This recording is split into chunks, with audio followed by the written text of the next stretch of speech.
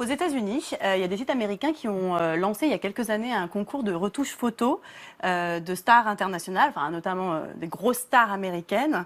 Et en fait, ces photos circulent aujourd'hui parce qu'effectivement, il y a quand même un gros débat autour de l'anorexie, notamment dans le milieu de la mode, dans les défilés, dans les photos aussi, et surtout au niveau des photos retouchées dans la presse féminine.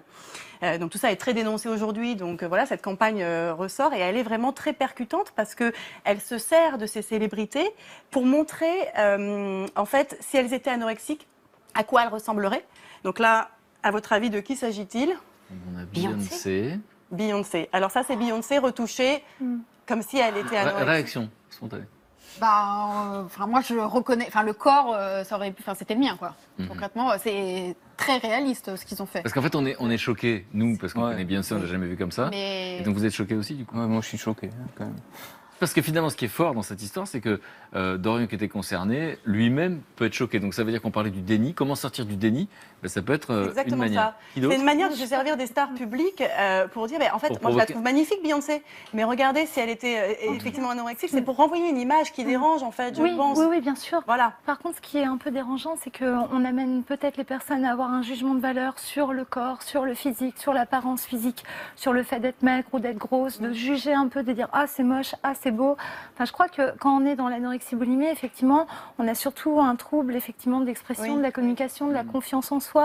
On n'a peut-être pas réussi à dire quelque chose depuis l'enfance, ou on n'a peut-être pas réussi à prendre une place qu'on avait envie de prendre. Mais ce qui est important aussi à dire, c'est que les personnes anorexiques, quand elles se regardent dans la glace, elles ne voient pas le corps comme on vient de le voir là. C'est-à-dire que moi, je me regardais dans la glace avec un corps comme ça, j'avais l'impression d'être obèse dans la glace. Il y a une déformation de l'image. C'est sûr, mais je voudrais juste pas qu'on porte un discrédit sur les personnes qui sont naturellement maigres. Et qui souvent d'ailleurs s'en plaignent, ils disent mais moi je suis comme ça, je suis pas anorexique. Je crois qu'il faut peut-être pas créer beaucoup d'amalgames. Vous allez voir les dictats de la ça, mode. bien sûr, toutes oui, les filles et sont Vous allez en voir, train ils de- sont allés très très loin. c'est C'est une pas bonne juste démarche, maigre, c'est vraiment, ils sont allés très loin pour choquer, c'est le principe.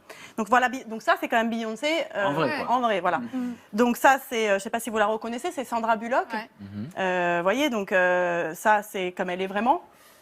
Voilà, donc ça je sais pas, elle est presque méconnaissable. Si, Jennifer on la reconnaît. Lopez. Jennifer Lopez.